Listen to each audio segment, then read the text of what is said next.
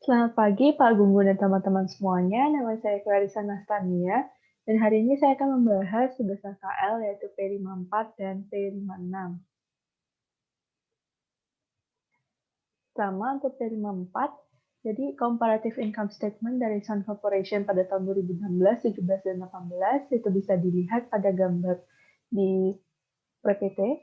Dan juga untuk additional information-nya, jadi Sun ini adalah subsidiary yang dimiliki oleh Pop Corporation sebesar 75%.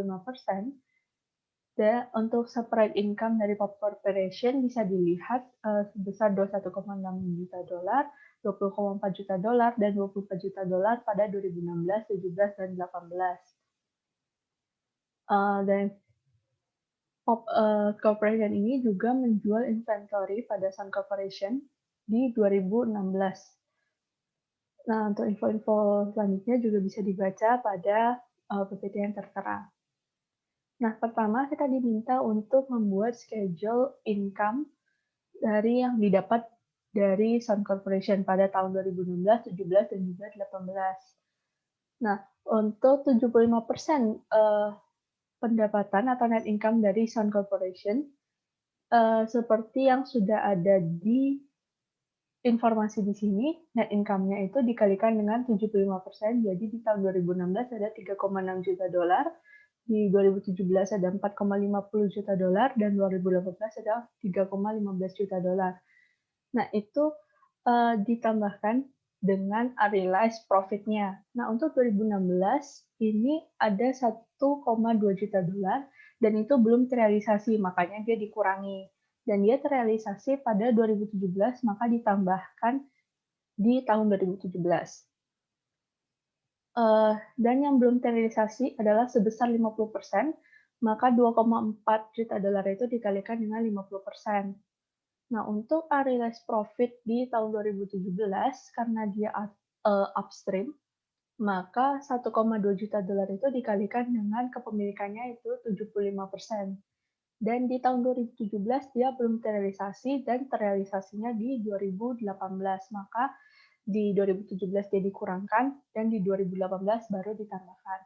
Maka pop income-nya itu seperti yang bisa dilihat ada 2,4 juta dolar, 4,35 juta dolar, dan juga 4,50 juta dolar. Nah, kedua, kita diminta untuk membuat net income Pop Corporation pada 2016, 2017, dan juga 2018. Seperti yang sudah ada di informasi soal tadi, Pop Separate Income-nya adalah sebesar 21,6 juta dolar, 20,4 juta dolar, dan 24 juta dolar. Nah, itu ditambahkan dengan income yang didapat dari Sun Corporation yang sudah kita hitung sebelumnya, dan kita dapat POPs net income-nya adalah 24 juta dolar, 24,75 juta dolar, dan 28,50 juta dolar. Nah, ketiga, yaitu schedule dari consolidated net income-nya. Pertama, kita tambahkan dulu income dari Pop Corporation dan juga Sun Corporation.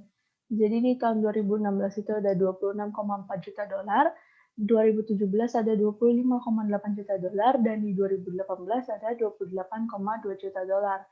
Nah, itu juga sama ditambahkan dengan unrealized profit. Nah, untuk 2016 kan dia belum terrealisasi, makanya dikurangkan. Nah, untuk 2017 dia sudah terrealisasi, maka ditambahkan. Nah, untuk unrealized profit di tahun 2017, yang sebelumnya kita hitung itu kan masih 75%-nya. Sedangkan di sini kita menghitung 100%-nya. Makanya di 2017 dia dikurangkan dengan 1,2 juta dolar dan di 2018 dia ditambahkan 1,2 juta dolar. Maka total consolidated income-nya seperti yang bisa dilihat di situ. Nah, itu dikurangkan lagi dengan non-controlling interest share-nya, yaitu 25,25%, dan di tahun 2016 itu dikalikan dengan net income-nya yaitu 4,8 juta dolar.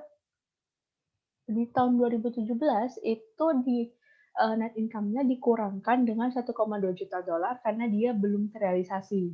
Sedangkan di 2018 dia ditambahkan karena dia sudah terrealisasi.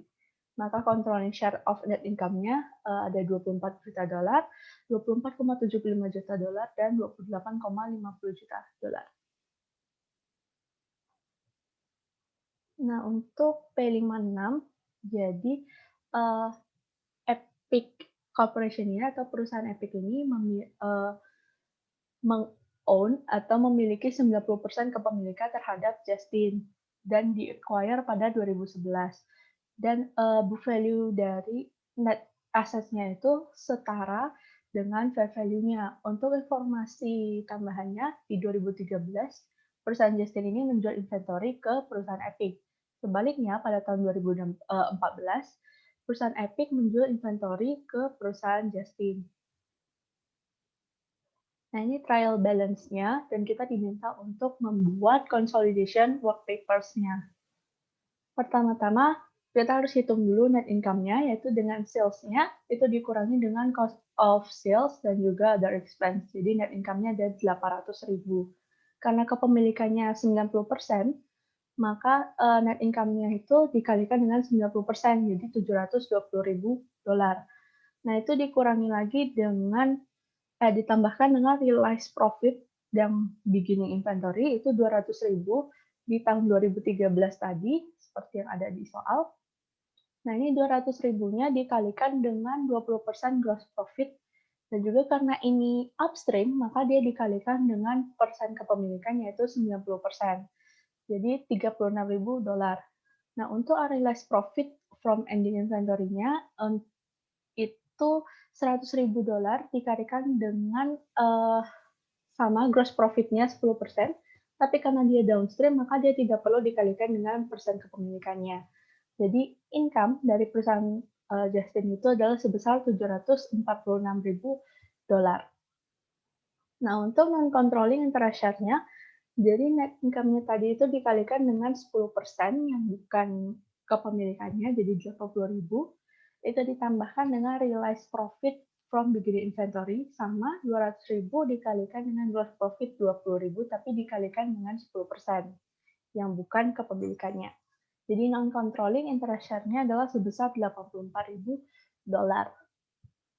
Nah, untuk adjusted investment di perusahaan Justin, itu investment in Justin-nya adalah sebesar 3,474.000 dolar. Nah, itu ditambahkan dengan income dari perusahaan Justin yang sudah kita hitung barusan, yaitu 746.000 dolar. Maka adjusted investment-nya adalah sebesar 4,22 juta dolar. Nah, untuk menghitung excess fair value over book value-nya, nah, investment yang belum di-adjust tadi, itu ditambahkan dengan dividen dikalikan dengan kepemilikannya 90%, dan juga ditambah dengan unrealized profit from beginning inventory-nya. Maka beginning investment itu adalah sebesar 3,6 juta dolar. Nah, itu adalah investment dalam 90% kepemilikan. Ketika dia 100%, maka fair value-nya adalah sebesar 4 juta dolar. Nah, itu dikurangi dengan beginning stockholders equity-nya, yaitu common stock-nya ditambahkan dengan retained earnings-nya. Maka excess fair value-nya over book value itu adalah sebesar 200.000 dolar. Nah, karena tadi di soal juga disebutkan bahwa book value dari net assets-nya itu setara dengan fair value, maka 200.000 itu masuk ke goodwill, dicatat sebagai goodwill. Nah, ini untuk jurnal-jurnalnya. Yang pertama ada jurnal eliminasi dari sales dan cost of sales, itu di bagian debitnya ada sales dan kreditnya cost of sales masing-masing 8 juta dolar. Nah, terus untuk jurnal yang mengakui dan mengalokasi realisasi profit pada persediaan awal, itu investment in Justin-nya itu 36.000 dolar atau controlling interest-nya, dan juga non-controlling interest itu di bagian debit, dan sisanya atau untuk eliminasinya itu ada cost of sales. Untuk realized profit dan persediaan akhir juga itu debitnya cost of sales dan kreditnya inventory. Nah, untuk jurnal eliminasi income-nya itu, jadi income-nya tadi sudah kita hitung sebelumnya, yaitu 746.000 dolar. Nah, itu di bagian debit. Dan untuk mengeliminasinya ada dividen. Karena dividen tadi sebenarnya di soal ada 100.000. Nah, karena ini kepemilikannya hanya 90%, maka 100.000 itu dikalikan dengan 90%. Dan sisanya dimasukkan ke investment, yaitu 656.000 dolar. Nah, untuk eliminasi non-control interest share-nya, jadi non-control interest share yang sudah kita hitung barusan juga, yaitu $84.000. Nah, itu di bagian debit. Nah, untuk kredit, untuk mengeliminasinya, itu dividen sebesar yang non-controlling-nya, yaitu 10%, jadi 10.000, sisanya masuk ke non-controlling interest, yaitu $74.000. Ini juga ada jurnal eliminasi untuk investment dan equity. Jadi itu ada common stock retained earnings yang sudah kita hitung juga goodwill 200.000 itu di debit. Dan untuk mengeliminasinya itu ada investment yaitu $3,6 juta dan juga non controlling interest-nya yaitu $400.000. Nah, yang terakhir adalah jurnal eliminasi untuk reciprocal account. Itu ada dividen payable dan juga dividen receivable masing-masing sebesar $90.000. Nah, angka-angka yang sudah kita hitung barusan tadi kita bisa taruh di adjustment and elimination sesuai dengan debit kreditnya, maka angka-angka yang kita dapat akan sesuai dengan uh, yang tertera pada tabel di PPT berikut ini.